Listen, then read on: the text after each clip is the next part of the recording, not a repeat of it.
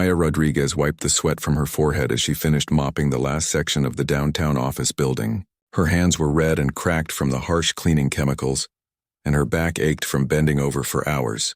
At 23, she looked older than her years, worn down by the constant struggle to make ends meet. The clock on the wall showed 11:30 p.m., which meant she had just enough time to catch the last bus home to her tiny apartment in the poorest part of the city.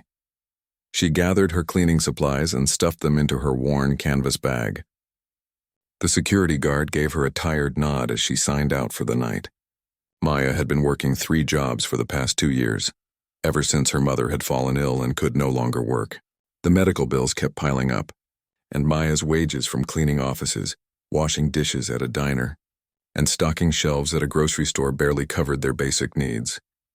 As she stepped out into the cold November night, Maya pulled her thin jacket tighter around her shoulders. The streets were mostly empty, save for a few late-night commuters hurrying to catch their rides home. She walked quickly toward the bus stop, her worn sneakers making soft sounds against the wet pavement. That's when she saw him. An elderly man sat huddled against the brick wall of an alley, his clothes tattered and dirty. His gray hair was matted and his beard was unkempt. A cardboard sign beside him read, "Hungry, anything helps." Maya had seen many homeless people in this part of the city, but something about this man caught her attention. Maybe it was the way he sat so quietly, not calling out to passers-by like others often did. Or perhaps it was the dignity in his posture despite his obvious circumstances. Maya slowed her pace as she approached. She knew she should keep walking. She barely had enough money for her own rent and groceries, let alone to help a stranger. But as she looked at the man, she couldn't shake the image of her own mother lying in their small apartment, too weak to get out of bed most days. What if her mother were out here alone and cold? The man looked up as Maya stopped in front of him. His eyes were a surprising bright blue, clear and intelligent despite his disheveled appearance. He didn't ask for money or food. He simply looked at her with a gentle expression that seemed to say he understood her hesitation. "Excuse me," Maya said softly, crouching down to his level. "Are you okay? Have you eaten today?" The man's voice was hoarse when he spoke. "I'm managing, miss. Thank you for asking." Maya noticed he was shivering despite trying to hide it. The temperature was dropping, and weather reports had predicted the first snowfall of the season. She thought about the small container of leftover soup she had saved from the diner where she worked. It wasn't much, but it was something. "I have some soup," she said, reaching into her bag. "It's not hot anymore, but it's still good." The man's eyes widened slightly. "You don't have to do that, miss. I'm sure you need it yourself." Maya shook her head. "I already ate." It was a lie. She had planned to eat the soup for breakfast since she couldn't afford groceries until her next paycheck. But looking at this man, she knew she couldn't walk away. As she handed him the container, their hands briefly touched. His skin was ice cold. Maya noticed his shoes had holes in them, and his thin jacket was nowhere near adequate for the weather. "What's your name?" she asked. "Thomas," he replied, opening the container gratefully. "Thomas Wilson. And you're an angel." Maya blushed. "I'm Maya, and I'm definitely not an angel. Just someone who knows what it's like to struggle." Thomas began eating the soup slowly, savoring each spoonful. Maya could see how hungry he was by the way his hand shook slightly as he brought the spoon to his mouth. "How long have you been out here?"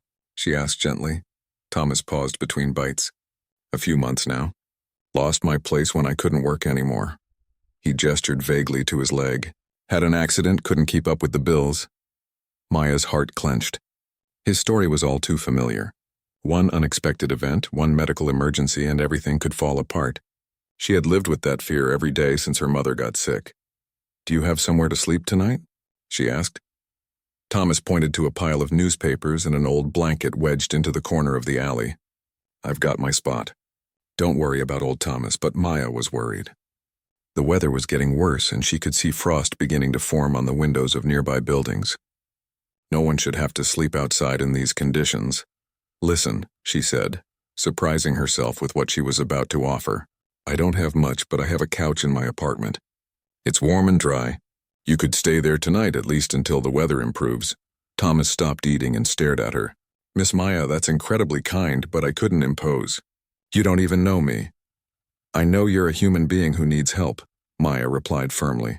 "And I know what it's like to feel like the world has forgotten about you." Thomas was quiet for a long moment, studying her face. Maya could see him wrestling with pride and desperation. Finally, he nodded slowly. "Just for tonight," he said.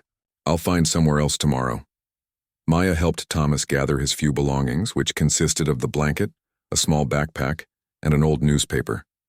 As they walked toward the bus stop together, Maya wondered what she was doing. She had never brought a stranger home before, and she knew her neighbors would gossip. But something about Thomas felt right. Despite his appearance, there was a gentleness about him that put her at ease. The bus ride home was quiet. Thomas sat by the window, watching the city pass by, while Maya mentally calculated how she would rearrange her small apartment to accommodate a guest. She would give him the couch and take the sleeping bag on the floor. It wasn't ideal, but it was better than the streets. When they reached Maya's building, a run-down complex with peeling paint and broken mailboxes, Thomas looked around with interest rather than judgment. Maya led him up 3 flights of stairs to her small one-bedroom apartment. "It's not much," she said as she unlocked the door, "but it's warm." As they stepped inside, Maya saw her home through Thomas's eyes. The furniture was secondhand and mismatched, but everything was clean and organized. Her mother was asleep in the bedroom, and Maya could hear her labored breathing through the thin walls. "Your mother?" Thomas asked quietly. Maya nodded. "She's been sick for a while. That's why I work so much." Thomas's expression softened even further. "You're taking care of everyone, aren't you?" Maya shrugged, suddenly feeling self-conscious. "We take care of each other. That's what family does." As she showed Thomas to the couch and brought him a clean blanket and pillow, Maya couldn't shake the feeling that this moment would change everything. She just had no idea how right she was. Maya woke before dawn, as she always did. Her internal clock had been trained by years of early morning shifts and late-night cleaning jobs. For a moment, she forgot about her guest and started to get up from her makeshift bed on the floor. Then she heard soft snoring from the couch and remembered Thomas. She moved quietly through the small apartment, careful not to wake either Thomas or her mother. In the tiny kitchen, she put on a pot of coffee and checked the contents of her refrigerator. 2 eggs, some leftover rice, a carton of milk that would expire today, and half a loaf of bread. It wasn't much, but she could make it work. As the coffee brewed, Maya studied Thomas in the early morning light filtering through her thin curtains. Cleaned up and resting, he looked different somehow. There was something about his features, a refinement that seemed at odds with his circumstances. His hands, though weathered, didn't look like they had spent years doing manual labor. Maya shook off the thought. Poverty could happen to anyone, regardless of their background. Thomas stirred as the smell of coffee filled the small space. He sat up slowly, looking momentarily confused before his eyes found Maya in the kitchen. "Good morning," she said softly. "I hope you slept well." Thomas ran a hand through his gray hair, trying to smooth it down. "Better than I have in months." "Thank you, Maya. I can't remember the last time I felt this rested." Maya poured 2 cups of coffee and offered one to Thomas. He accepted it gratefully, wrapping his hands around the warm mug. "I need to leave for work soon," Maya said. "But you're welcome to stay until I get back this evening. There's not much food, but you can have whatever's here." Thomas shook his head firmly. "I can't keep taking from you. You've already done more than enough. Where will you go?" Maya asked. Thomas was quiet for a moment. "I'll figure something out." "I always do." Maya could see the pride in his eyes, the same pride that had kept her from accepting help when she first started struggling. She understood it, but she also knew how dangerous it could be. "At least let me make you breakfast before you go," she said.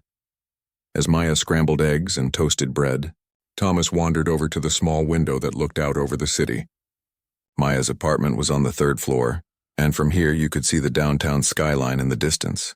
The tall glass buildings gleamed in the morning sun, a stark contrast to the run-down neighborhood where Maya lived. "You can see the whole city from here," Thomas said. Maya joined him at the window, handing him a plate of food. "Sometimes I stand here and imagine what it would be like to work in one of those buildings. To have a job where I could wear nice clothes and carry a briefcase." Thomas looked at her with interest. "What would you do if you could have any job?" Maya laughed softly. "That's a silly question. People like me don't get to choose our jobs. We take what we can get." "Humor me," Thomas said. "If anything were possible, what would make you happy?" Maya considered this. No one had ever asked her that question before. "I used to want to be a teacher," she said finally. I was good in school and I loved helping other kids learn. But college was expensive and then my mom got sick. She trailed off, lost in thoughts of a life that might have been. It's not too late, Thomas said gently. Maya shook her head. I'm 23 and work 3 jobs just to pay rent. I think that ship has sailed. Thomas was quiet as he ate, but Maya could see him thinking about something. After breakfast, he insisted on washing the dishes despite Maya's protests. I may not have much, he said, but I can at least clean up after myself. As Maya prepared to leave for her first job at the grocery store, Thomas gathered his few belongings. Thank you, he said, taking her hands in his. You saved my life last night. I won't forget that. Maya felt tears prick her eyes. Take care of yourself, Thomas. And if you need somewhere to stay again, you've done enough, Thomas said firmly. But I'll never forget your kindness. Maya watched from her window as Thomas walked down the street, his backpack slung over his shoulder. Something about the way he carried himself seemed different this morning. More purposeful somehow. At the grocery store, Maya's coworker Jennifer noticed she seemed distracted. You okay, Maya? You seem like you're somewhere else today. Maya told Jennifer about Thomas, expecting her friend to be shocked that she had brought a stranger home. Instead, Jennifer smiled. That sounds like you. Always looking out for everyone else. Was I crazy to do it? Maya asked as she restocked shelves. Jennifer shook her head. Honey, in this world, kindness is never crazy. It's rare, but it's not crazy. The day passed slowly. Maya found herself thinking about Thomas often, wondering where he was and if he was safe. During her lunch break, she walked past the alley where she had found him, but it was empty. Her second job at the diner was busier than usual. Maya rushed between tables, taking orders and cleaning up after customers. Her feet ached in her worn shoes, and she felt the familiar exhaustion settling into her bones. It was during the dinner rush that she noticed him. A man in an expensive suit sat alone at a corner table, speaking quietly into his phone. Something about his voice caught Maya's attention. She couldn't hear his words over the noise of the diner, but the tone was familiar somehow. When she went to take his order, the man looked up at her with bright blue eyes that made her stop in her tracks. It was Thomas, but this wasn't the Thomas she had found in the alley. This man was clean-shaven, his gray hair neatly styled. His clothes were immaculate, and he wore a watch that probably cost more than Maya made in a year.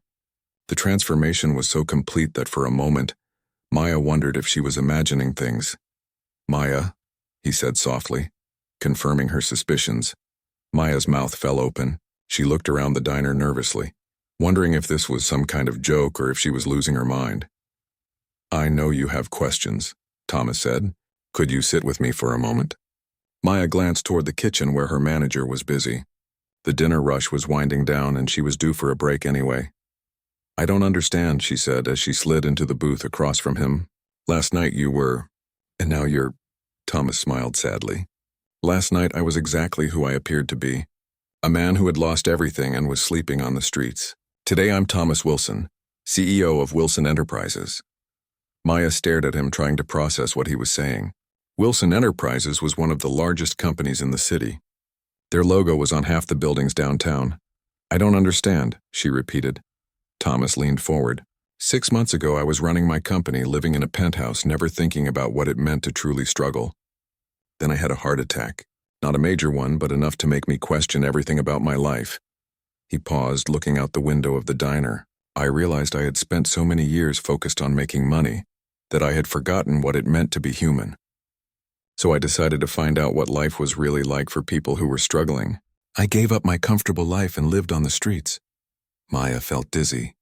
You chose to be homeless? Thomas nodded. I wanted to understand what it really meant to have nothing. To know what it felt like when the world looked right through you. And last night, a young woman showed me that there is still genuine kindness in the world. You didn't help me because you thought you might get something in return. You helped me because it was the right thing to do. Maya's mind was racing. So this whole time you were testing me? Thomas shook his head quickly. No, Maya, I was cold, hungry, and alone. Your kindness was real, and so was my gratitude. The test was never about you. It was about me, learning what kind of person I really was underneath all the money and success. Maya stood up abruptly. I need to get back to work. Thomas reached out to stop her. Please, let me explain. But Maya was already walking away. her head spinning with confusion and something that felt like betrayal. Everything she thought she knew about the night before seemed like a lie now. As she returned to her tables, Maya tried to focus on her work, but she could feel Thomas watching her from his corner booth. When she finally looked back, he was gone, leaving only a business card on the table with a note that read, "Thank you for showing me who I want to be." Maya stared at the business card for the rest of her shift, turning it over in her hands during quiet moments. The heavy cardstock felt expensive between her fingers, and the embossed logo of Wilson Enterprises seemed to mock her. Thomas Wilson, Chief Executive Officer. She had invited one of the most powerful men in the city into her tiny apartment, made him breakfast, and worried about his safety. The betrayal felt sharp and immediate. Maya had opened her heart to someone she thought was vulnerable, someone who needed her help. Instead, she had been nothing more than an experiment to a wealthy man who could afford to play at being homeless. When her shift ended at the diner, Maya walked home through the same streets where she had found Thomas the night before. The alley looked different now. Knowing that his desperation had been manufactured, she wondered how many truly homeless people had walked past that spot while Thomas occupied it, someone who actually needed the help he was pretending to require. Back in her apartment, Maya's mother was awake for the first time in days. Maria Rodriguez sat in her worn armchair, wrapped in a faded blue robe, watching an old movie on their small television. "How was work, mija?" her mother asked in Spanish, her voice weak but warm. "It was fine, Mama," Maya replied, though nothing about the day had been fine. Her mother studied her face with the perception that comes from years of loving someone. "You look troubled. What happened?" Maya sat on the couch where Thomas had slept, still able to detect the faint scent of the soap he had used that morning. She told her mother everything, from finding Thomas in the alley to discovering his true identity at the diner. Maria listened without interruption, her dark eyes growing more thoughtful as the story progressed. When Maya finished, her mother was quiet for a long moment. "You're angry," Maria said finally. "It wasn't a question." "Of course I'm angry," Maya replied. "He lied to me. He made me believe he needed help when he had more money than I'll ever see in my lifetime." Maria nodded slowly. "And did he take anything from you?" Maya frowned. "What do you mean? Did he steal from us? Did he harm you? Did he ask for money?" "No, but then what exactly did he take?" Maya struggled to articulate her feelings. "He took my trust. He made me feel foolish for caring about him." Her mother reached over and took Maya's hand. "Mija, I've watched you give and give and give for 2 years. You work yourself to exhaustion taking care of me, taking care of everyone around you. And for once, someone wants to give something back to you and you're angry about it. That's not what this is about," Maya protested, "isn't it?" Maria asked gently. "You helped someone because it was the right thing to do. The fact that he didn't need your help doesn't change who you are or what you did." Maya pulled her hand away. "It changes everything. I thought I was saving someone, but I was just being manipulated." Maria was quiet for a moment, then spoke in the voice she had used when Maya was a child and needed guidance. "When you gave him that soup, did you do it because you expected something in return?" "No. When you brought him home, was it because you thought he could help us?" "Of course not. Then what you did was pure kindness. The truest kind, and that hasn't changed, no matter who he really is." Maya wanted to argue, but her mother's words settled into her chest like a weight. She had acted out of compassion, not calculation. Still, the feeling of being deceived burned. The next morning brought an unexpected visitor. Maya was getting ready for her shift at the grocery store when a knock came at her door. Through the peephole, she saw a young woman in a business suit holding an envelope. "Miss Rodriguez?" the woman asked when Maya opened the door. "I'm Sarah Chen from Wilson Enterprises. Mr. Wilson asked me to deliver this to you personally." Maya took the envelope with reluctance. Inside was a check that made her gasp. It was for $50,000 made out to her mother's name. Attached was a note in Thomas's handwriting. "Maya, I know you're angry with me and you have every right to be. I never meant to deceive you, but I understand that's exactly what I did. This money is not payment for your kindness because kindness cannot be bought. This is simply someone who has more than he needs helping someone who has less. Your mother's medical bills, your rent, your dreams of college. None of these things should be barriers to a person as good as you. Please don't let your anger with me prevent you from accepting help that could change your life. You changed mine. Thomas." Maya's hands shook as she read the note. Sarah Chen waited patiently as Maya processed what she was seeing. I can't accept this, Maya said finally. Sarah smiled. Mr. Wilson thought you might say that. He asked me to tell you that the money has already been donated to a fund in your mother's name. You can choose not to use it, but it won't go back to him. He's also arranged for you to meet with an admissions counselor at the university if you're interested. Maya sank into a chair, overwhelmed. Why is he doing this? Because you gave him something more valuable than money, Sarah said. You reminded him what it means to be human. After Sarah left, Maya sat in her kitchen staring at the check. Her mother, who had overheard the conversation, wheeled her chair over. This could pay for my treatments, Maria said softly. And your education. We could move somewhere better, somewhere you don't have to work 3 jobs just to survive. Maya felt tears streaming down her face. But it feels wrong, Mama. Like I'm taking advantage of what happened. Maria took the check from Maya's hands and studied it. Mia, I've been poor my whole life. I know what it means to struggle, to go without, to watch your daughter sacrifice her dreams to take care of you, and I'm telling you that sometimes grace comes in unexpected forms. What if people think I was just trying to get money from him? What people think doesn't matter, Maria said firmly. What matters is what you know about yourself. You helped a stranger because you have a good heart. The fact that he turned out to be wealthy doesn't change your motivation.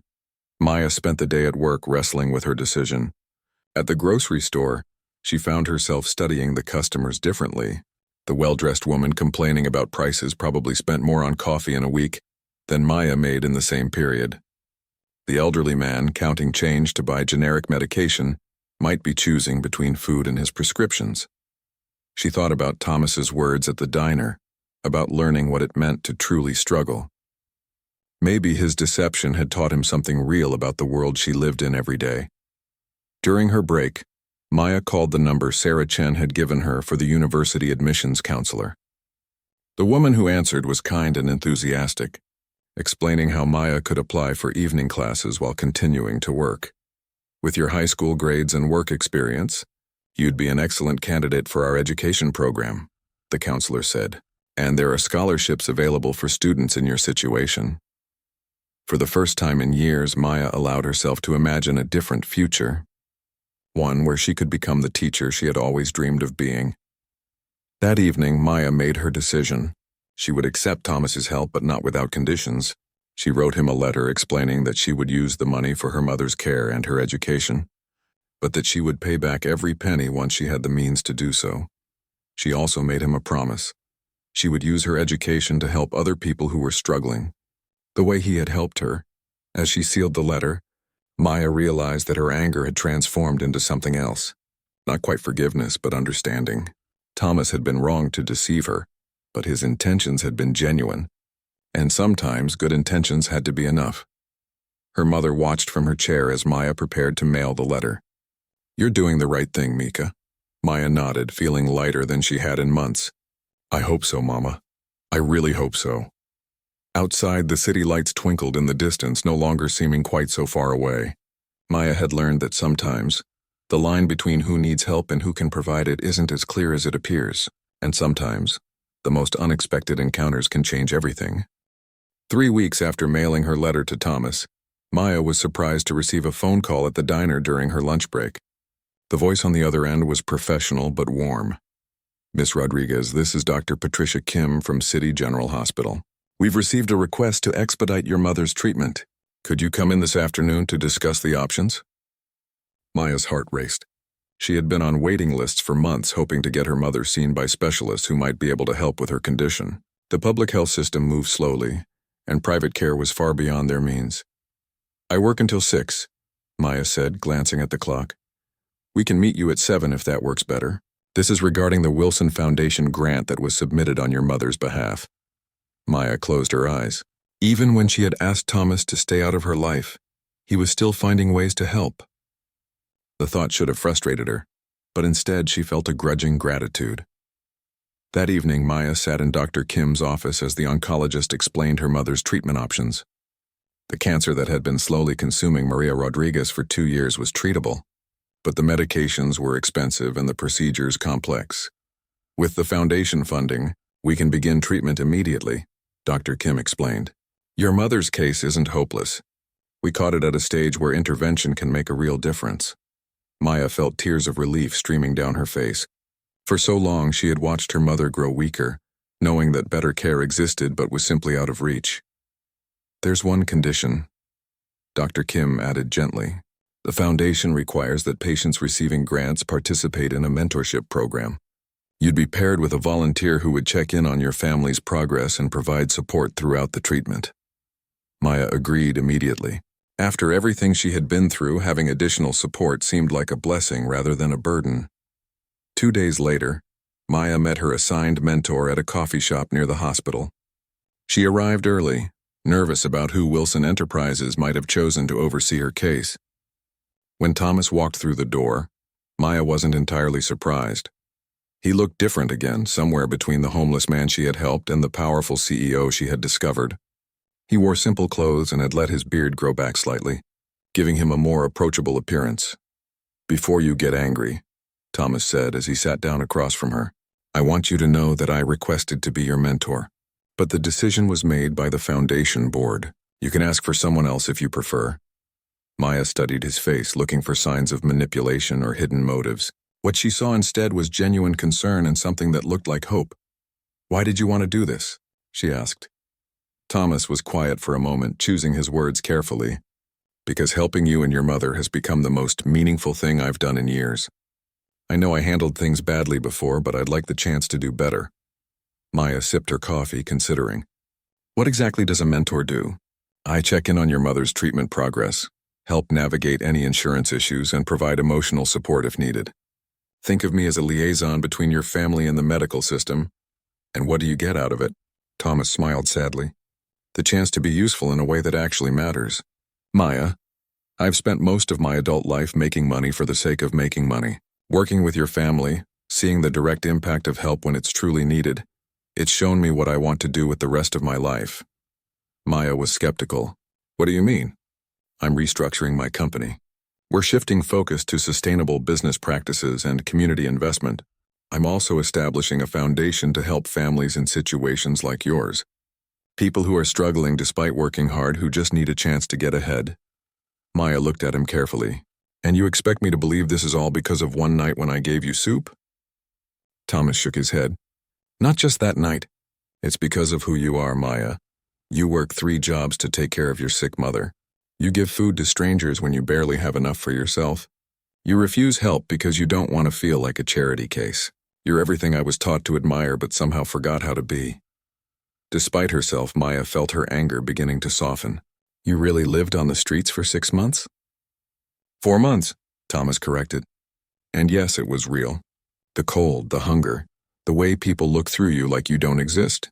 I learned more about myself in those 4 months than I had in the previous 20 years. Maya was quiet for several minutes, processing everything he had told her. Finally, she spoke. "If I agree to let you be my mentor, I need to set some ground rules." Thomas nodded eagerly. "Of course.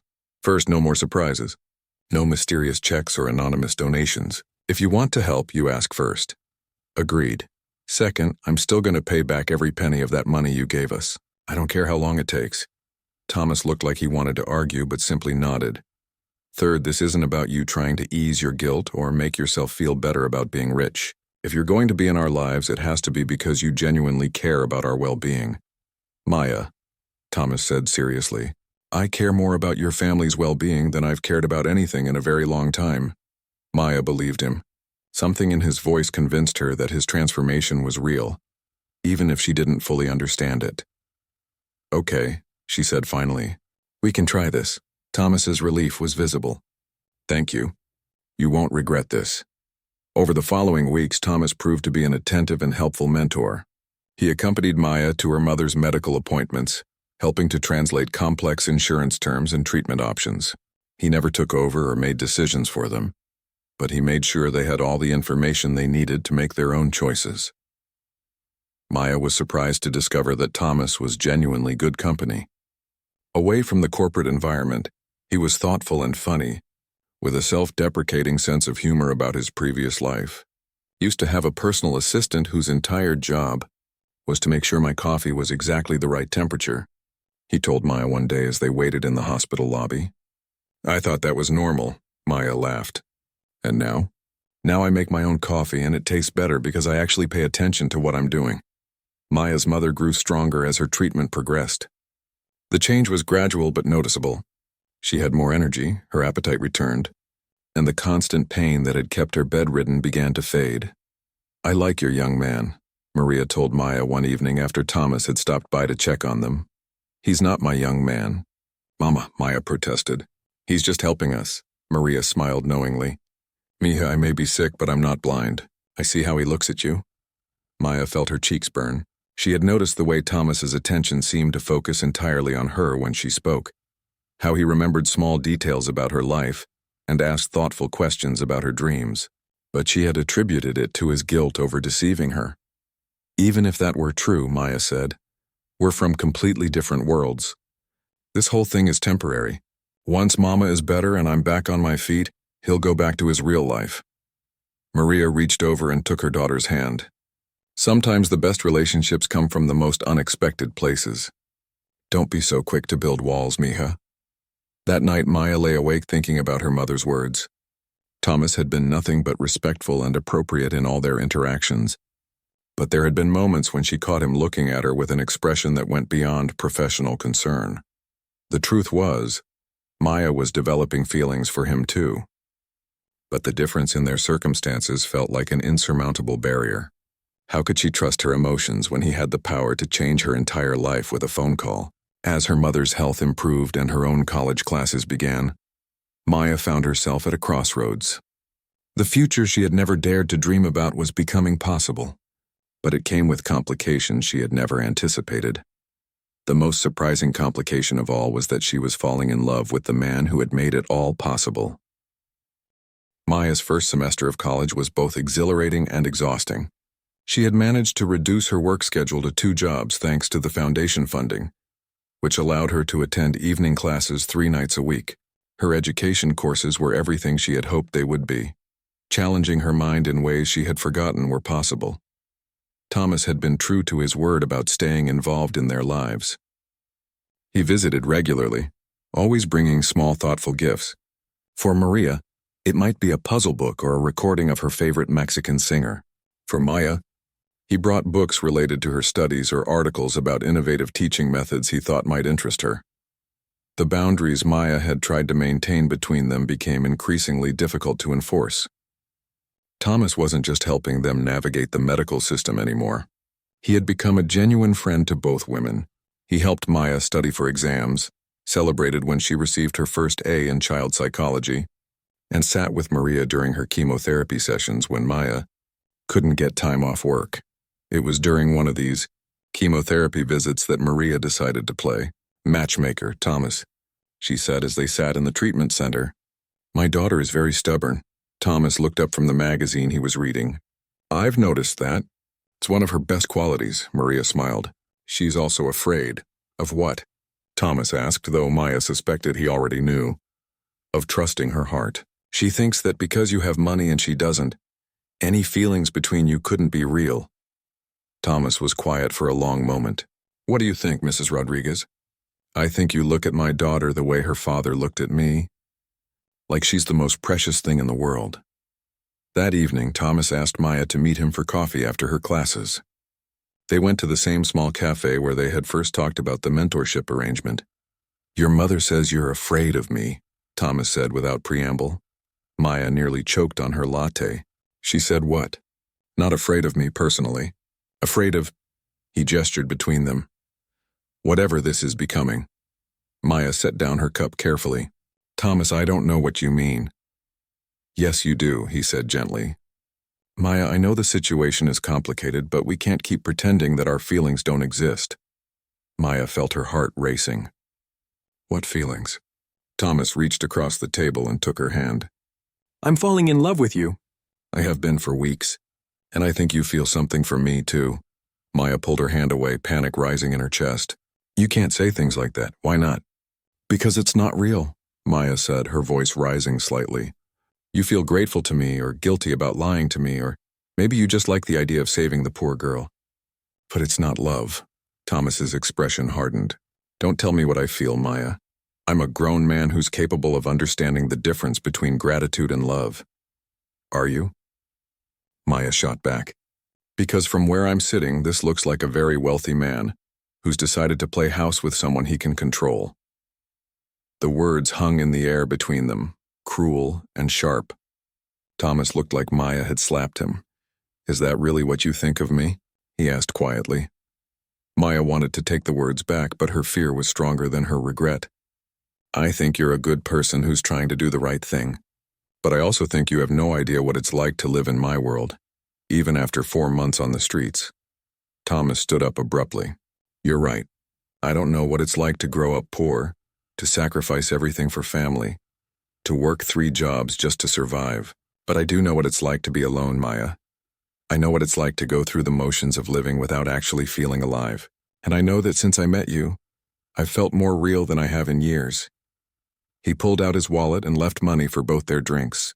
I'll continue as your mentor because I made a commitment to your family. But I won't pretend that what I feel for you is anything less than love, even if you can't accept it. After Thomas left, Maya sat alone in the cafe, tears streaming down her face. She knew she had hurt him, and worse. She knew that part of what she had said wasn't true, but the part about their different worlds was painfully accurate. For the next 2 weeks, Thomas maintained his professional distance. He still attended Maria's appointments and checked in on their progress, but the easy friendship they had developed was gone. He was polite but formal, and Maya found herself missing their conversations more than she cared to admit. Maria noticed the change immediately. What did you do, Mija? Maya told her mother about their conversation at the cafe, expecting support for her decision to maintain boundaries.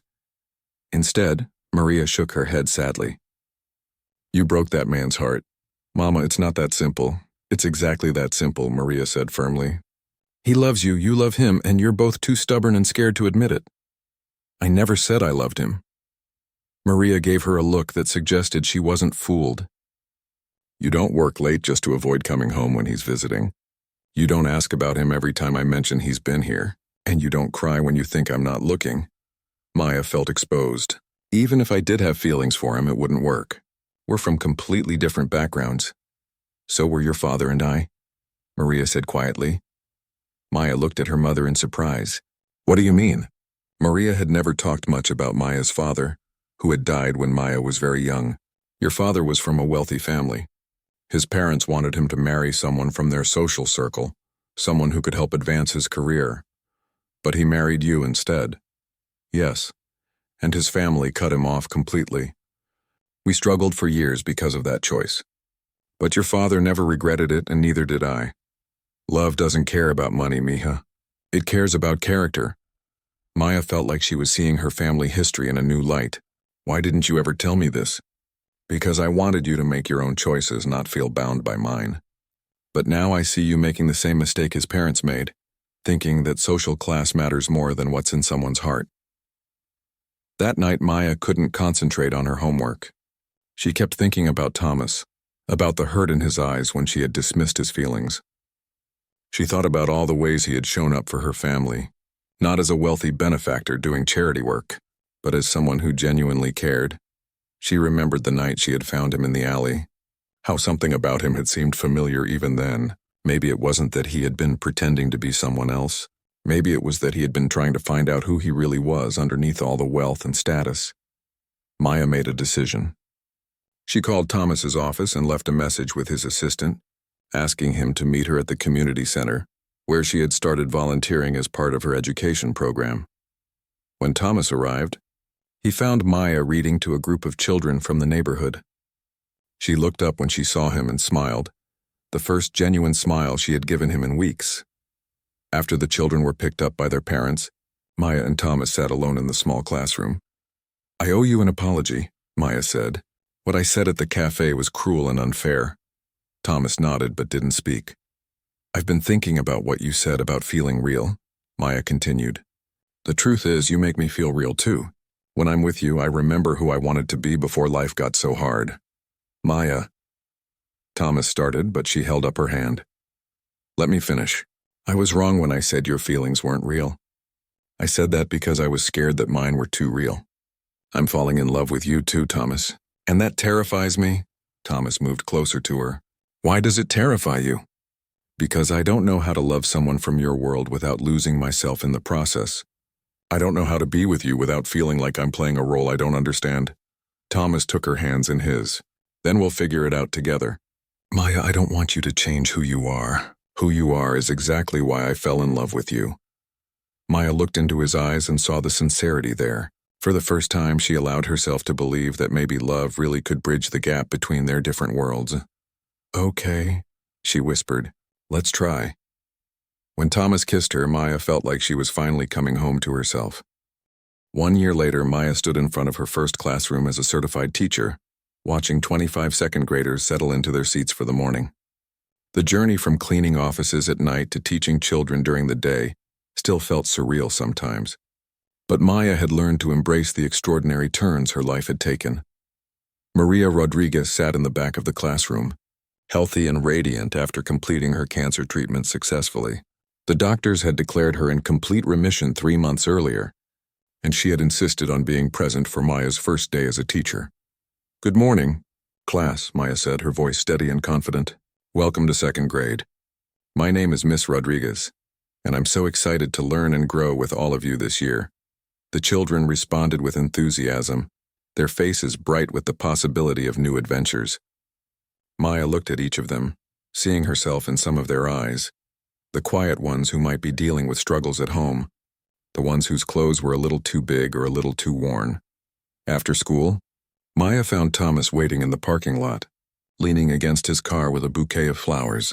He had traded his expensive suits for more casual clothes months ago, and Maya still sometimes marveled at how different he looked from the man in the alley that first night. How did it go? He asked, wrapping her in a hug. It was perfect, Maya said, accepting the flowers. Absolutely perfect. Thomas had made good on his promise to restructure his company. Wilson Enterprises now focused on sustainable business practices and community investment. He had also established the Rodriguez Foundation, named in honor of Maya's mother, which provided support for families dealing with medical crises and educational opportunities for underprivileged students. The foundation had become Thomas's passion project, and Maya often found him working late into the evening, reviewing applications and visiting families who needed help. Watching him throw himself into this work with the same intensity he had once reserved for profit. Margins had convinced Maya that his transformation was genuine and permanent. There's something I want to show you, Thomas said as they drove through the city.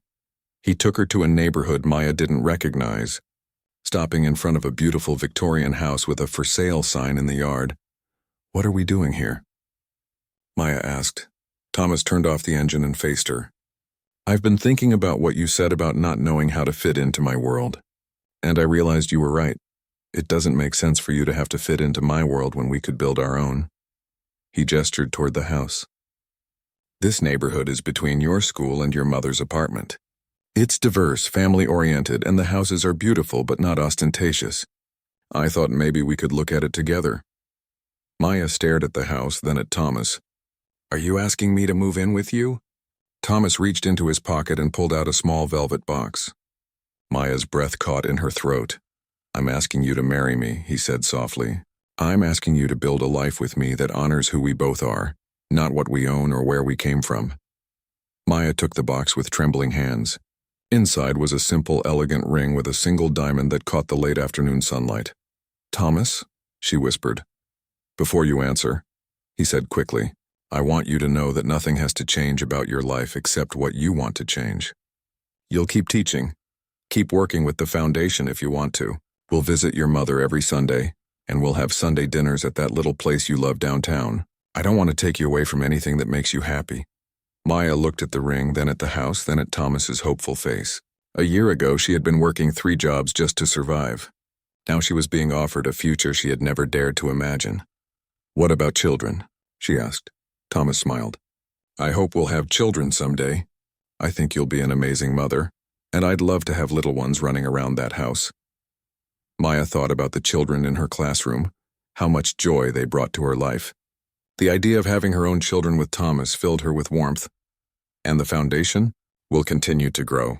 I was hoping you might consider joining the board officially. Your perspective as someone who's experienced the kind of struggles we're trying to address would be invaluable.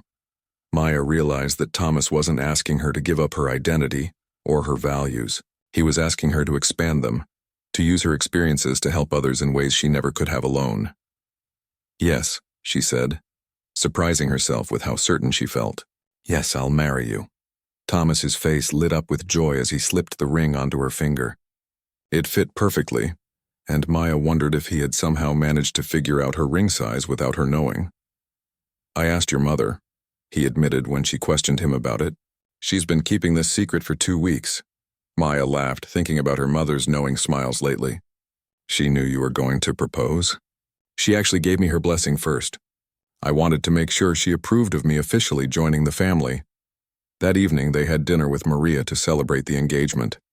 The three of them sat around the small kitchen table in Maya's old apartment, sharing stories and dreams for the future. "I have something to tell you both," Maria said as they finished dessert. "The doctor called today with my latest test results." Maya felt her heart skip a beat, but her mother's smile was reassuring. "I'm officially cancer-free. Completely healthy. The doctor says I can start looking for work again if I want to." Maya felt tears of joy streaming down her face. For so long, her mother's illness had dominated their lives. The idea that Maria could return to the vibrant, independent woman she had been before seemed almost too good to be true. "What kind of work do you want to do?" Thomas asked. Maria's eyes sparkled with mischief. "Actually, I was hoping I could help with the foundation. I know what it's like to need help, and I know what it's like to receive it with dignity. I think I could be useful." Thomas reached across the table and took Maria's hand. "Mrs. Rodriguez, I would be honored to have you join our team." 6 months later, Maya stood in the backyard of their new house, wearing her mother's wedding dress, which had been carefully altered to fit her. The ceremony was small and intimate, with just close friends and family present. Thomas's parents had initially been skeptical of their son's choice, but Maya's warmth and intelligence had gradually won them over. They still didn't fully understand how their millionaire son had fallen in love with a former cleaning lady, but they could see how happy Maya made him. Maya's friends from the diner and grocery store were there, along with her colleagues from school and families from the foundation. It was an eclectic group that represented all the different chapters of their lives coming together. As Maya and Thomas exchanged vows, she thought about the night she had found him in the alley. She had thought she was saving him, but in truth, they had saved each other. Thomas had given her the opportunity to pursue her dreams, and she had given him a reason to discover who he really wanted to be. "I promise to love you not in spite of where we came from, but because of how far we've traveled together," Maya said, her voice clear and strong. Thomas's eyes were bright with tears as he replied, "I promise to spend my life earning the gift of your love, and to never forget that the best things in life aren't bought. They're given freely, the way you gave your kindness to a stranger who needed it." As they kissed to seal their marriage, Maya could hear her mother cheering from the front row, and she knew that some stories really do have happy endings. The foundation they built together went on to help thousands of families over the years. Maya never did pay back the money Thomas had given them. Instead, she paid it forward, using her position to ensure that other young women like herself would have the chances she had been given. Sometimes, Maya would drive past the alley where she had first met Thomas. It was cleaner now with better lighting and a small plaque that read, "Rodriguez Foundation, because everyone deserves a chance." Thomas had insisted on the plaque, saying it was important to remember where their story began. Maya often told her students that you never know how one act of kindness might change someone's life. What she didn't tell them was that sometimes it changes your own life too, in ways you never could have imagined. And sometimes the person you think you're saving turns out to be the one who saves you right back.